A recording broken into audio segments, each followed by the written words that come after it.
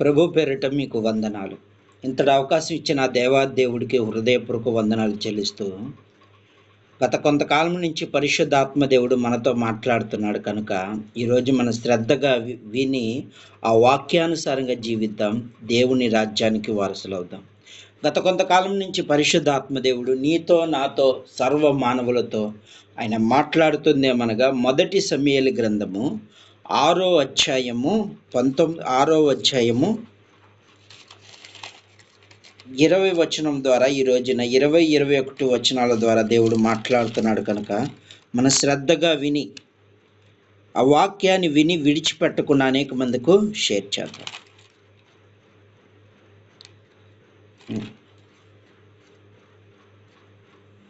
అప్పుడు బెతష్మెషు వారు, పరిశుద్ధ దేవుని యెహోవా సన్నిధి ఎవరు నిలవగలరు? మన యొద్ద నుండి ఆయన ఎవరి యొద్దకు పోవాలని చెప్పి, ఇక్కడ బెతష్మెషు వారు చేసిన తప్పేంటంటే, దేవుని మందసాన్ని ముట్టరానిది ముట్టారు. వారు వచ్చిన ఎప్పుడైతే వాళ్ళు ముట్టడం జరిగిందో 50,000 మంది పైగా చనిపోయారు. అప్పుడు వీళ్ళలో ఒక భయం ఏర్పడింది.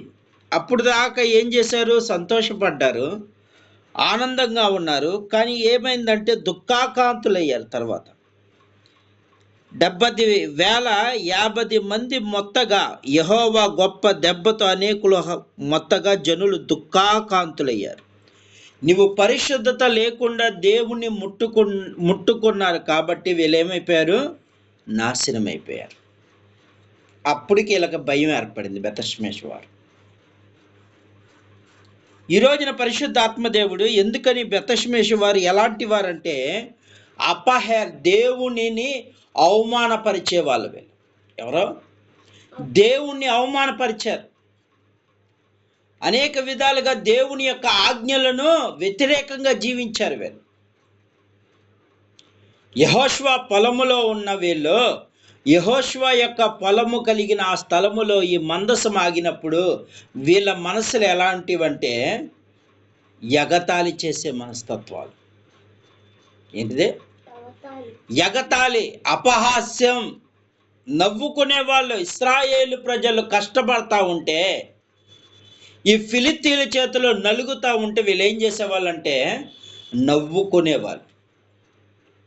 ఈ రోజున అలాంటి వారు కొందరు తయారయ్యారు. అందుకే ఈ రోజున పరిశుద్ధాత్మ దేవుడు ఏమని చెప్తున్నాడంటే, అలాంటి వారు తయారయ్యారు కాబట్టి ఈ రోజున దేవుడు వారితో సూటిగా మాట్లాడుతున్నాడు. ఎందుకంటే ఈ రోజున పరిశుద్ధాత్మ దేవుడు, ప్రియ దేవుని బిడ్డ, వాక్యము ద్వారా మాట్లాడు, నువ్వు అపహాస్యము చేసే వాళ్ళతో ఉండొద్దన్నాడు. కీర్తనాకారుడు మొట్టమొదటిగా దావీదు వచనంలోనే ఉంటుంది, అపహాస్యులు కూర్చుండ చోట కూర్చుండొద్దు అన్నాడు.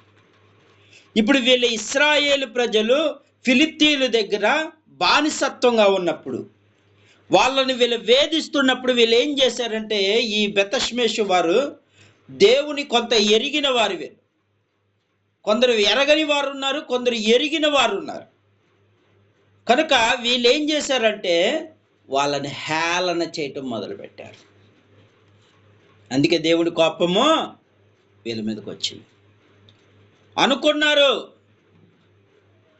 మనం అపహాస్యం చేస్తే ఎవరు పట్టించుకోరని, కానీ దేవుడు చూస్తాడు. తన పిల్లల జోలికి వెళ్తే దేవుడు ఏం చేస్తాడు? చూస్తున్నాడు.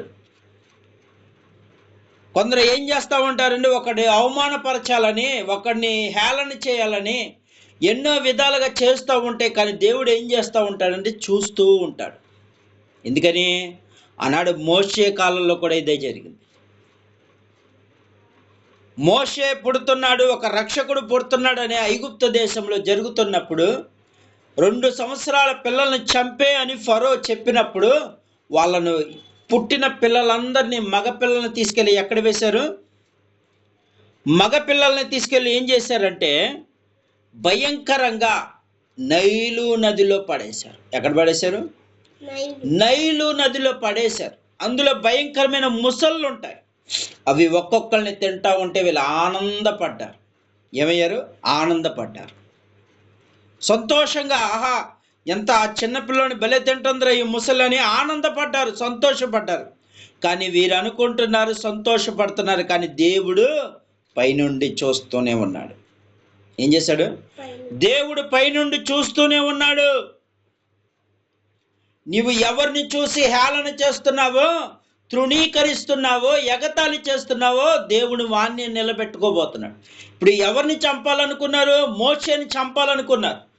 రక్షకుడు పుట్టకూడదు అనుకొని చంపాలనుకున్నారు. ఏమైంది తర్వాత?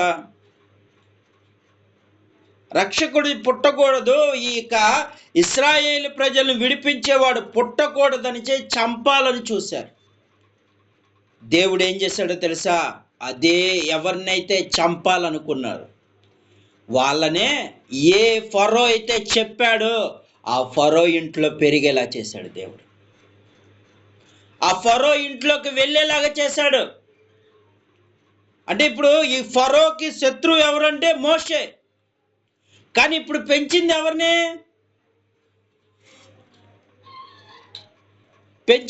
ఇప్పుడు పెంచింది ఎవరిని? శత్రువునే వాళ్ళు పెంచారన్నమాట. అందుకే దేవుని వాక్యంలో ఎవరైతే నీకు శత్రువుగా ఉంటారో వాళ్ళ ఇంటిలో నీకు భోజనము సిద్ధపరుస్తా అన్నాడు. ఇప్పుడు మోషేని చంపాల్సిన మోషే ఎవరైతే ఆజ్ఞ ఇచ్చారో వాళ్ళే పెంచడం మొదలుపెట్టారు. ఎవరైతే ద్వేషించారో మోషేని చంపాలని చూసిన వాళ్ళే ప్రేమించడం ఫరో ఏం చేశాడు? మోషేని ప్రేమించడం మొదలుపెట్టాడు. ఫరో అనగా రాజు. అర్థమవుతుందా? మన దేవుడు ఏం చేస్తాడంటే ఎవరైతే నిన్ను ద్వేషిస్తున్నారో వాళ్ళని నీ పాదాల దగ్గరికి వచ్చేలా చేస్తాడు. ఈ రాత్రి దేవుడు చెప్తున్నాడు, ఇప్పుడు వీళ్ళ పరిస్థితి ఏమైపోయిందంటే ముందుగా ఆనందపడ్డారు. ఏం పడ్డారు? ఆనందపడ్డారు. ఎగతాళి చేశారు. ఆహా, ఇశ్రాయేలు ప్రజలు ఫిలిష్తీయుల చేతిలో భలే నలుగుతున్నారా, భలే నలుగుతున్నారు, భలే అల్లాడిపోతున్నారు, భలే కష్టాల్లో ఉన్నారు. వాళ్ళు చూడగానే వీళ్ళు ఏం చేశారు? సంతోషపడ్డారు. కానీ దేవుడు ఏం చేస్తున్నాడు? ఒకరిని నువ్వు హేళన చేస్తా ఉంటే అది దేవుని పిల్లవాడైనా సరే దేవుడు ఊరుకోడు. నువ్వు దేవుని మందిరానికి వెళ్తూ వాక్యం వింటున్న నీవు నీ పక్కవాడిని ఎగతాళి చేస్తే, అవమానపరుస్తూ ఉంటే దేవుడు ఊరుకోడు, ఎవరిని ఊరుకోడు. ఈరోజు నువ్వు వాక్యం వింటున్న ప్రియ దేవుని బిడ్డ, నీవు కూడా అలాంటి స్థితిలో ఉన్నావేమో. నీవు కూడా అలాంటి స్థితిలో ఉంటే దేవుడు మార్చుకోమంటున్నాడు ఈ రాత్రి. ఎవరైనా పడిపోయిన వారిని లేవనెత్తడానికే ప్రయత్నించాలి తప్ప వాళ్ళు చూసి ఎగతాళి చేయకూడదు. అందుకే ఇప్పుడు ఏమయ్యారు? వీళ్ళు భయంకరంగా 70,000 మంది చచ్చిపోయారు. ఈ ఎగతాళి చేసిన వాళ్ళు ఎప్పుడైతే దేవుని మందసాన్ని చూసి సంతోషపడ్డారో వీళ్ళు ఏమైపోయింది? వీళ్ళ ఆనందం అంతా దుఃఖమయమైపోయింది. అదేంటి దేవుని సంతోషపడతాం అంటే, కానీ వాళ్ళ దేవుని యందు సంతోషపడ్డారు, కానీ వాళ్ళ క్రియలు ఎలాగున్నాయి? దేవునికి వ్యతిరేకంగా ఉంది. ఈరోజు నువ్వు దేవుని నమ్ముతున్నావు, కానీ నీ మనసు ఎలా ఉందంటే దేవుడికి వ్యతిరేకంగా ఉంది. నువ్వు దేవుని మందిరంకి వెళ్ళి వాక్యం వినలేకపోతున్నావు అంటే నువ్వు దేవుడికి దగ్గరగా ఉన్నట్ట. దైవజనుల ద్వారా దేవుడు మాట్లాడుతూ ఉంటే ఒక పక్కన నువ్వేం చేస్తావు అంటే వాక్యం వినకుండా వాళ్ళతో వీళ్ళతో ఊసులాడుతూ ఉంటావు. అంటే నీకు దేవుడు అంటే భయం ఉందా? ఇప్పుడు స్కూల్లో పిల్లలు టీచర్ గారు పాఠాలు చెప్తున్నారు అనుకోండి, చెప్తున్నప్పుడు వీళ్ళు మాట్లాడుకుంటే ఊరుకుంటారా? పనిష్మెంట్ చేస్తారు. ఏం చేస్తారు? కొడతామో లేదా బయటికి వెళ్ళిపోవటమో చేస్తారు. అంటే ఒక టీచర్ గారికి ఒక స్టూడెంట్ గౌరవం ఇవ్వకపోతే ఆయన పనిష్మెంట్ చేస్తారు. మరి నువ్వు దేవుడికి గౌరవం ఇవ్వకపోతే? అనేక మంది ఎమ్మెల్యేల దగ్గరికి వెళ్తారు, ఎంపీల దగ్గరికి వెళ్తారు, అక్కడికి వెళ్తే మాట్లాడుకుంటారా? భయంగా 2 చేతులు కట్టుకొని ఆయన ఎప్పుడు పిలుస్తాడా అని ఎదురు చూస్తూ ఉంటారు. అంటే ఒక మనిషి అధికారికి అంత భయపడుతున్నావంటే ప్రపంచాన్ని పరిపాలించే దేవునికి నువ్వెంత భయపడాలి, ఎంత విధేయత ఉండాలి. కానీ ఈరోజు నువ్వు ఎలా ఉన్నావంటే అలా ఉండట్లేదు. ఎలా ఉండట్లేదు? దేవుని మందిరం అంటే నీకు భయం లేదు. దేవదూతలు ఉన్నారు, దేవుడు మన వైపు చూస్తున్నాడనే భయం లేదు. అందరితో వీళ్ళతో వాళ్ళతో మాట్లాడతాం, దైవజనుల ద్వారా దేవుడు వాక్యము చెప్తా ఉండంటే ఫోన్లు చూసుకోవటం. దేవుడు చూస్తా ఉన్నాడు ప్రతిదీ. ఇప్పుడు వీళ్ళ పరిస్థితి ఏమైపోయింది? అప్పుడు ఎగతాళి చేసిన వారు ఇప్పుడు ఏమైపోయారంటే దుఃఖాకాంతులు అయిపోయారు, అంటే ఏడవటం మొదలు పెట్టారు. ఈ రోజున దేవుడు అదే చెప్తున్నాడు, నువ్వు చేసే ప్రతి క్రియలు దేవుడు చూస్తున్నాడు. నువ్వు మందిరములోకి వెళ్ళేటప్పుడు నువ్వు ఎలా కూర్చుంటున్నావు, ఎలా దేవుడితో నువ్వు ప్రార్థన చేస్తున్నావు, అన్నీ ఆయన పరిశీలించే దేవుడై ఉన్నాడు. అందరినీ పరిశీలించే దేవుడై ఉన్నాడు. ఈ రాత్రి వాక్యం వింటున్న ప్రియ దేవుని బిడ్డ, నిన్ను పరిశీలిస్తున్నాడు దేవుడు, గుర్తుపెట్టుకో. దేవుడు నిన్ను పరిశీలిస్తున్నాడు. ఈ రాత్రి నువ్వు ఏ స్థలంలో కూర్చున్నా, ఎక్కడ దేవుని ప్రార్థనకు వెళ్ళినా నిన్ను పరిశీలిస్తూ ఉన్నాడు. మనుషులు బాహ్య రూపాన్ని చూసి గొప్ప ప్రార్థనాపరుడు అనుకోవచ్చు, చక్కగా పాటలు పాడుతున్నావు అని అనుకోవచ్చు, కానీ మనుషులు మోసపోవచ్చు. కానీ దేవుడు నీ హృదయాంతరంగము ఎరిగి ఉన్నాడు. నీ హృదయములో ఏం ఆలోచిస్తున్నావో, ఏ స్వార్థం పెట్టుకున్నావో, ఏ అసూర్య పెట్టుకున్నావో దేవుడు చూస్తున్నాడు. ఇప్పుడు వీళ్ళ పరిస్థితి ఏమైపోయింది?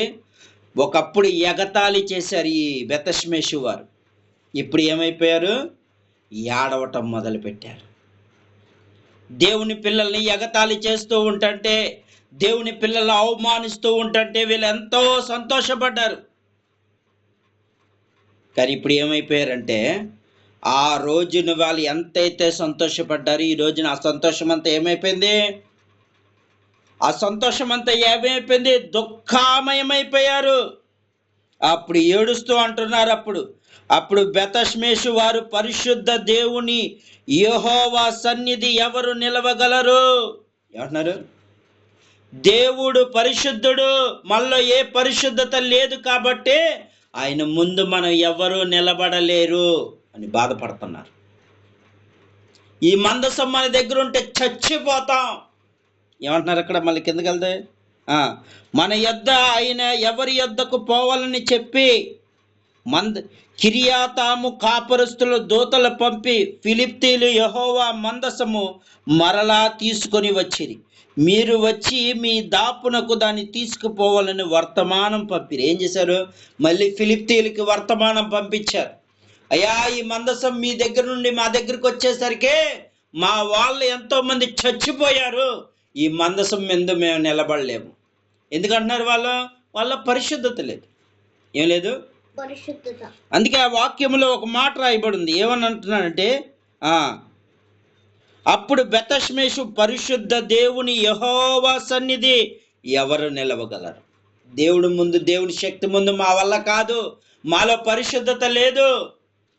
ఈ రోజున మాకు 50 వేల మంది చనిపోయారు.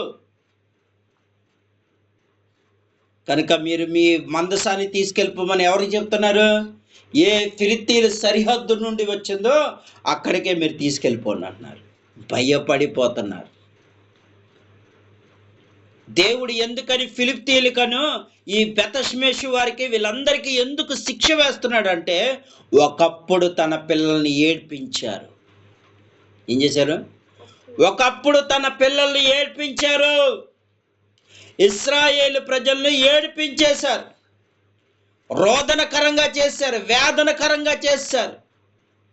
అందుకని దేవుడు ఏం చేస్తున్నాడు? వీళ్ళందరి మీద పగ తీర్చుకుంటాకి మొదలు పెట్టాడుగా. తన పిల్లల జోలికి సాధారణంగా మన తల్లిదండ్రులు ఏం చేస్తారంటే, తన పిల్లల జోలికి వస్తే ఊరుకోరు. అలాంటిది దేవుడితో నిత్యము మమేకమయ్యి దేవుడి ప్రార్థన చేసుకున్న పిల్లల్ని జోలికి వస్తే దేవుడు ఊరుకుంటాడా? ఊరుకోడు. నువ్వు ఎగతాళి చేస్తుంటే, అవమానిస్తూ ఉంటుంటే నువ్వు మౌనంగా వెళ్ళిపోతున్నావు, కానీ నా దేవుడు ఎన్నటికీ ఊరుకోడు.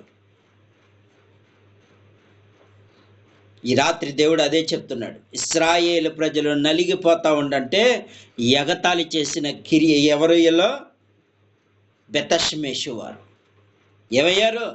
దేవుని కోపానికి, దేవుని ఉగ్రతకి గురైపోయి ఇప్పుడు భయపడుతున్నారు. మాలో ఏ పరిశుద్ధత లేదు, దేవుడు ఒకవేళ మేము ముట్టుకుంటే చచ్చిపోతాం. మీ మందసాన్ని మీరు తీసుకెళ్ళిపోండి.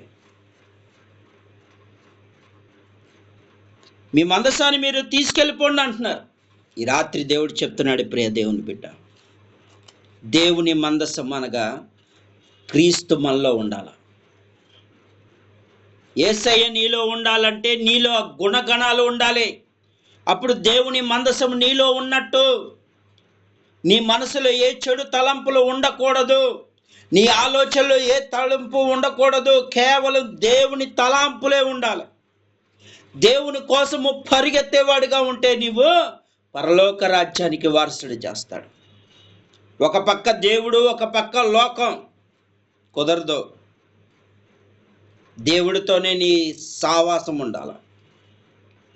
అందుకే దేవుడు ఈ రోజున అంటున్నాడు, మరొక్కసారి మళ్ళీ చెప్తున్నాడు, నేను పరిశుద్ధుడై ఉన్నాను, మీరు పరిశుద్ధంగా ఉండాలి. లేదంటే బెతష్మేషు వారు దేవుని మందసం ముట్టుకోగానే ఏమైపోయారు? మొత్తగా 70-50 వేల మంది చచ్చిపోయారు. ఈ రాత్రి దేవుడు చెప్తున్నాడు, ప్రియ దేవుని బిడ్డ, దేవుడు హెచ్చరిస్తూ ఉండగా సరిచేసుకో. దేవుడు నిన్ను నన్ను హెచ్చరిస్తుండగా సరిచేసుకోమని దేవుడు అంటున్నాడు. ఈ రాత్రి నీవు కూడా అలాగే ఉన్నావేమో కనుక ప్రభువుని అడిగయ్యా, నేను ఇలా ఉండకూడదయ్యా, మా కుటుంబానికి ఆ శాపం ఉండకూడదు. ఒకవేళ నేను ఈ రోజున ఎవరినైనా ఎగతాళి చేసి ఉంటే నన్ను క్షమించయ్యా.